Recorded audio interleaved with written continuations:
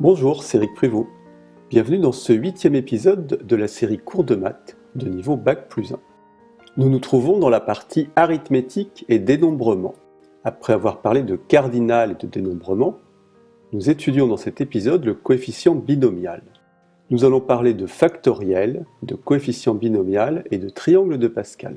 Cet épisode est organisé de la façon suivante. Dans une première partie, nous parlerons de factoriel. Dans la seconde partie, nous étudierons le coefficient binomial. Dans la troisième partie, nous parlerons des propriétés de ce coefficient binomial.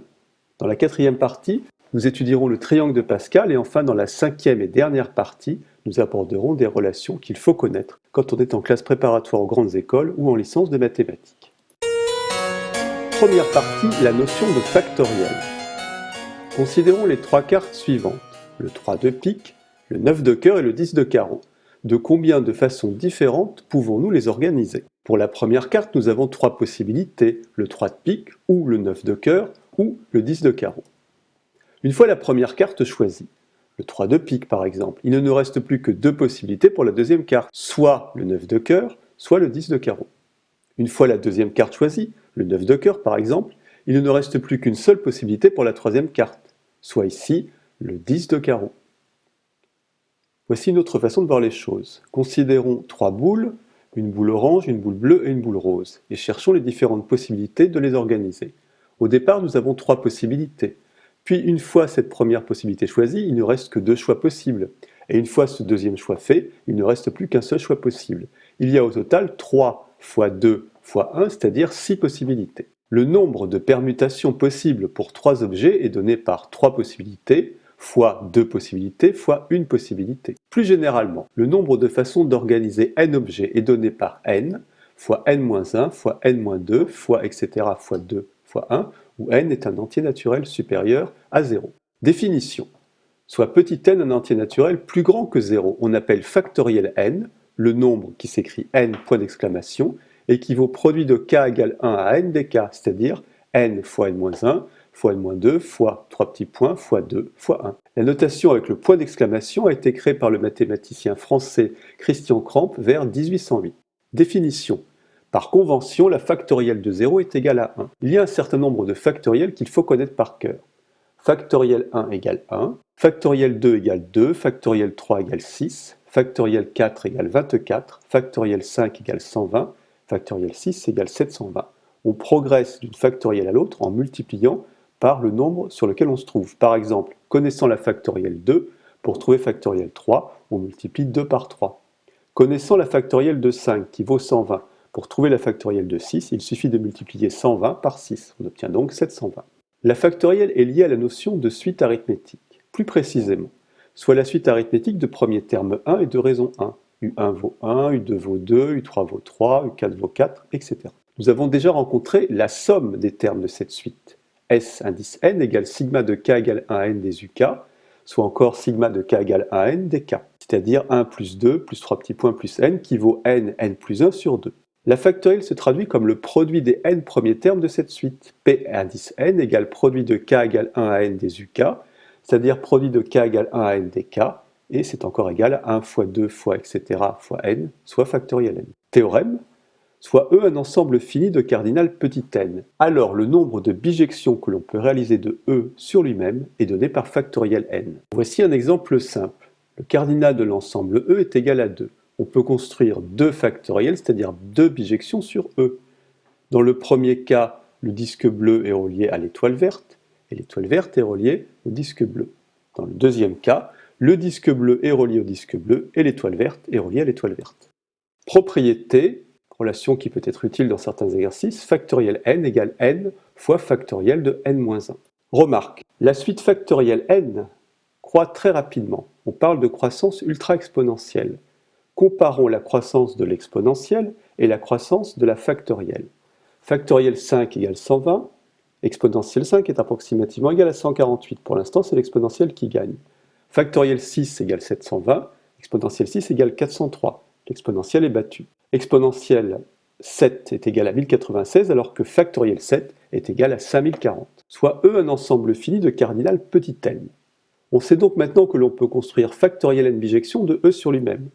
Dans le précédent épisode sur les cardinaux, nous avons écrit que le nombre d'applications d'un ensemble E vers un ensemble F était donné par cardinal de F à la puissance cardinale de E. Par conséquent, le nombre d'applications d'un ensemble E vers lui-même est donné par n puissance n. Le nombre d'applications est bien entendu plus grand que celui des bijections. La suite n puissance n croît donc encore plus vite que la suite factorielle n.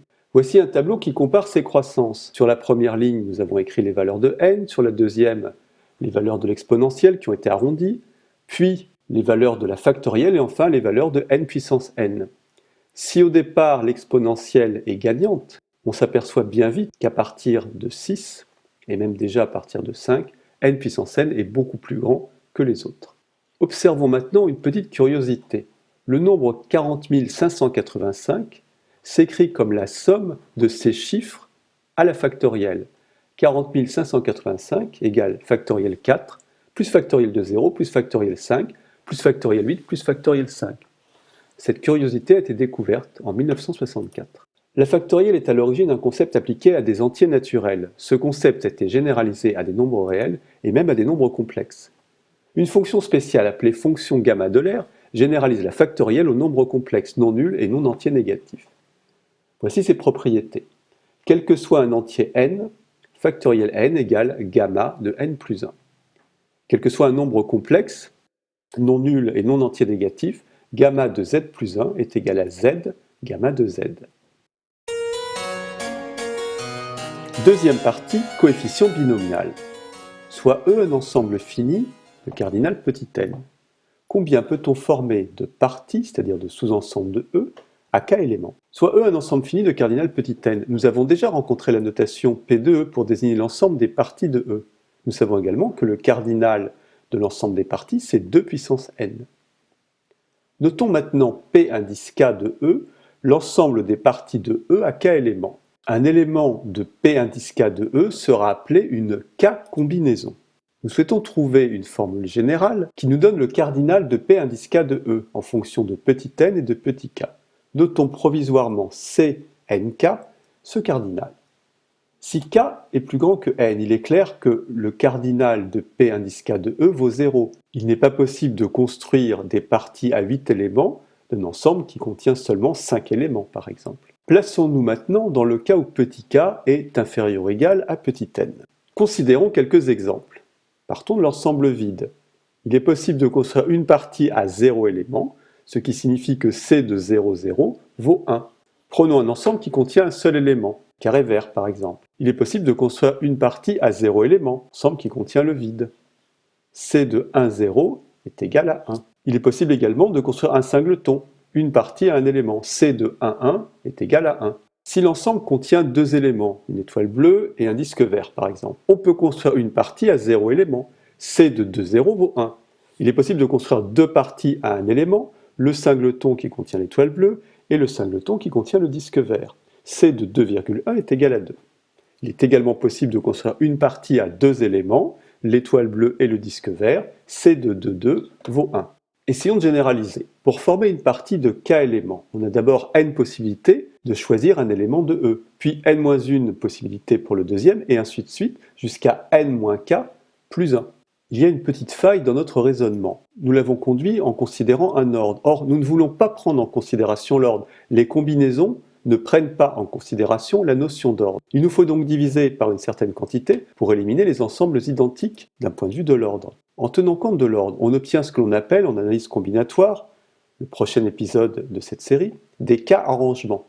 Notons provisoirement ANK, le nombre de k-arrangements sur un ensemble de n éléments. Nous avons ANK égale n fois n-1 fois n-2 fois 3 petits points fois n-k plus 1. Cela ressemble à une factorielle. La factorielle de n est égale à n fois n-1 fois n-2 jusqu'à n-k plus 1, puis ensuite on multiplie par n-k, etc. jusqu'à 2 et enfin 1. Nous savons également que n-k fois etc. fois 2 fois 1, c'est n-k factoriel. On peut donc écrire que ANK, c'est la factorielle de n sur la factorielle de n-k. Il ne nous reste plus qu'à diviser par le nombre de k semblables pour ne pas tenir compte de l'ordre. ANK nous donne tous les arrangements possibles à k éléments. Or, il y a k factoriel ordre possible pour les k mêmes éléments. Finalement, CNK égale factoriel de n sur factoriel k factoriel de n-k. Définition. on appelle coefficient binomial la quantité notée NP, également avec l'ancienne notation CNP, qui vaut factoriel n sur factoriel p, factoriel n-p. C'est ça qu'on appelle le coefficient binomial, il se lit p parmi n. Par convention, le coefficient binomial np est égal à 0 si petit p est strictement plus grand que petit n. Troisième partie, propriétés du coefficient binomial. Nous allons voir quelques propriétés qu'il est facile de mémoriser à condition de se souvenir que le coefficient binomial représente le nombre de parties à k éléments que l'on peut former sur un ensemble à n éléments. Première formule, n0 est égal à 1. On ne peut former qu'une seule partie vide sur un ensemble fini quelconque. Deuxième formule, nn égale 1. On ne peut former qu'une seule partie à n éléments sur un ensemble à n éléments. Troisième formule, n1 égale n. On peut former n parties à un élément sur un ensemble contenant n éléments. Symétrie. Quel que soit p, un entier compris entre 0 et n, np égale n, n-p. En pratique, pour calculer 1999, il n'est pas nécessaire de faire le calcul en entier. Il suffit de remarquer, en utilisant cette propriété np égale n, n-p, que 1999 est égal à 1000 de 1000 moins 999, c'est-à-dire 1001, c'est-à-dire 1000. Conséquence, n, n-1 est égal à n. Relation de Pascal, quel que soit p, un entier compris entre 1 et n-1, le coefficient binomial np est égal à la somme des coefficients binomiaux n-1p et n-1p-1. Nous souhaitons calculer maintenant sigma de k égale 0 à n des coefficients binomiaux nk. Nous savons que le cardinal de pk de e, c'est nk par définition. D'autre part, p de e n'est autre que l'union de tous les pk possibles pour k variant de 0 à petit n.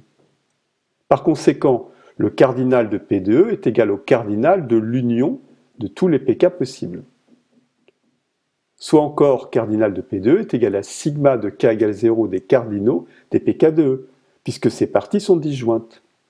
Or, cardinal de pk de e, c'est justement le coefficient binomial, k parmi n. On a donc sigma de k égale 0 à n des k parmi n égale cardinal de p de e. Et nous savons que cardinal de p de e n'est autre que 2 puissance n. Finalement, somme de k égale 0 à n des k parmi n égale 2 puissance n. Conclusion, nous pouvons faire une proposition, sigma de p égale 0 à n des p parmi n égale 2 puissance n. Voici une autre formule, quel que soit p, un entier compris entre 1 et n, p parmi n est égal à n sur p, coefficient binomial n-1, p-1. Quatrième partie, le triangle de Pascal. Dans cette partie, nous allons voir comment fabriquer le triangle de Pascal. Pour écrire le triangle de Pascal, nous créons un tableau. Chaque ligne représente une valeur de n, 0, 1, 2, 3, 4, 5, etc. Chaque colonne, une valeur de p, 0, 1, 2, 3, 4, 5, etc. L'appellation triangle de Pascal est un hommage au mathématicien Pascal.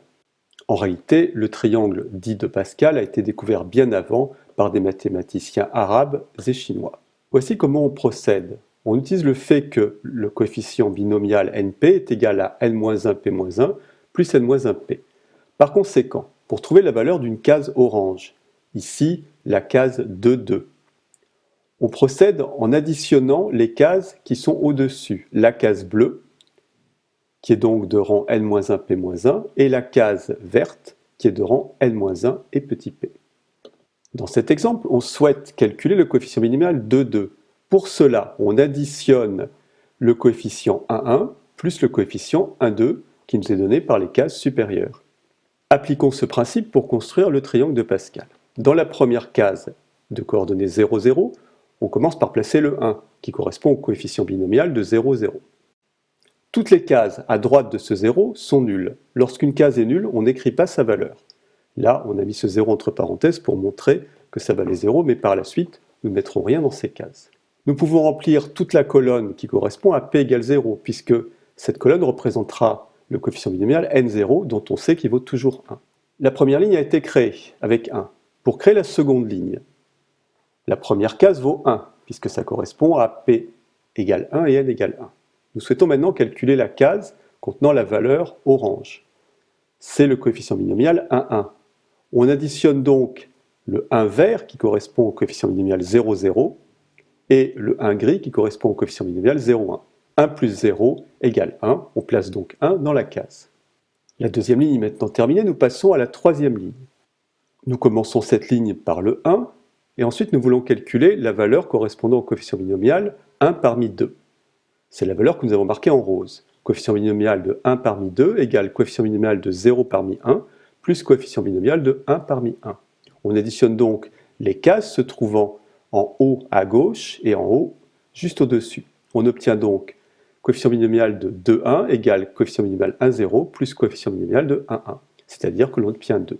Puis il nous reste la valeur à droite du 2. C'est le coefficient binomial de 2. Comme les deux valeurs n et p sont égales, ce coefficient vaut 1. On peut le retrouver en additionnant la case située immédiatement au-dessus, qui est vide donc qui vaut 0, et la case située au-dessus à gauche qui vaut 1. 1 plus 0 égale 1. Nous passons à la ligne pour n égale 3. On commence par la case numéro 1, correspondant à p égale 1, bien sûr, elle vaut 1. Puis, on applique le même principe. Le 3 rose s'obtient en additionnant le 2 et le 1 situés immédiatement au-dessus. Le 3 jaune s'obtient en additionnant le 1 qui est situé immédiatement au-dessus et le 2 situé au-dessus à gauche. Et puis on complète finalement par le 1 vert. Il en va de même pour la ligne correspondant à n égale 4 et on obtient les valeurs 1, 4, 6, 4 et 1. À chaque fois, on peut appliquer le même principe en additionnant la case se trouvant immédiatement au-dessus et la case se trouvant au-dessus décalée d'une unité vers la gauche. Voici maintenant la ligne correspondant à n égale 5. On obtient les valeurs 1, 5, 10, 10, 5 et 1.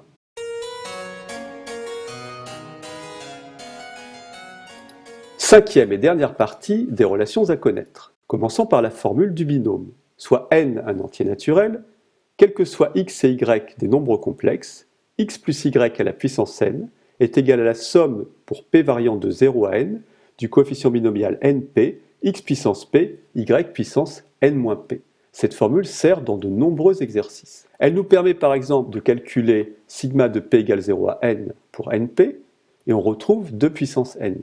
En effet, sigma de p égale 0 à n du coefficient binomial np est égal à sigma de p égale 0 du coefficient binomial np multiplié par 1 puissance p multiplié par 1 puissance n-p, soit encore en appliquant la formule du binôme 1 plus 1 à la puissance n, c'est-à-dire 2n. C'est donc une autre façon de retrouver que la somme des coefficients binomiaux pour p variant de 0 à n est égale à 2 puissance n. Une autre conséquence de la formule du binôme est le fait que la somme de p égale 0 à n des moins 1 puissance p des coefficients binomiaux np vaut 0, pour n différent de 0. En effet, on peut écrire sigma de p égale 0 à n de moins 1 puissance p coefficient binomial np sous la forme coefficient binomial np multiplié par moins 1 puissance p multiplié par 1 puissance n-p, ce qui nous donne 1 moins 1 puissance n en appliquant la formule du binôme. On trouve donc 0 pour tout n différent de 0. En effet, 0 à la puissance n pour n différent de 0 est égal à 0. Voici quelques identités à connaître lorsqu'on est en classe préparatoire aux grandes écoles ou en licence de mathématiques. Certaines sont connues depuis le lycée, comme a plus b au carré égale a carré plus 2ab plus b au carré. De cette égalité, on tire l'autre identité, a moins b au carré égale a carré moins 2ab plus b au carré. Il suffit de placer le moins lorsque b apparaît en puissance impaire. Il est également utile de connaître ces formules pour une puissance égale à 3, même si on peut retrouver les coefficients grâce au triangle de Pascal et au coefficient binomial. A plus b au cube égale a au cube plus 3a carré b plus 3ab carré plus b au cube. Pour ce qui est de la formule donnant a moins b au cube, il suffit de connaître la formule a plus b au cube en remplaçant le plus par un moins lorsque b apparaît à une puissance impaire. Une autre identité qui est parfois utile dans certains exercices. A1 plus A2 plus etc. plus AP, le tout au carré, est égal à la somme des carrés plus 2 fois la somme de tous les produits possibles. Cet épisode est maintenant terminé. En vous abonnant à la chaîne Math+1, vous recevrez une notification dès qu'un nouvel épisode est mis en ligne. Un profil Facebook est également associé à la chaîne. Vous y trouverez des informations détaillées sur le fonctionnement de Math+1. Merci et à bientôt.